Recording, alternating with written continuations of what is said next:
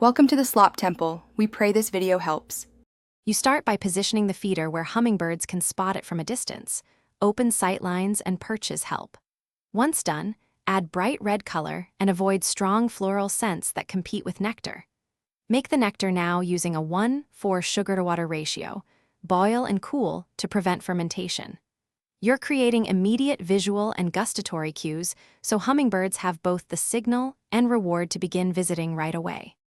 You now reinforce the map the birds are forming by keeping the feeder visually distinct against the background and providing nearby perches for quick stops.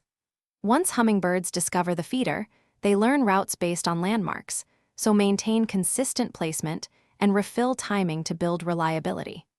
Make sure to clean feeders regularly to keep scent and taste cues accurate. You'll see more frequent visits, as individuals remember both visual markers. You finish by establishing maintenance habits that keep the feeder a dependable source. Clean and refill every 3 to 4 days in warm weather and weekly in cool weather to avoid spoilage. If ants or bees invade, install ant moats and bee guards. If visits don't start after 2 weeks, move the feeder a few feet or change background contrast to improve visibility. Troubleshooting tip: vary height and position slightly before abandoning the site.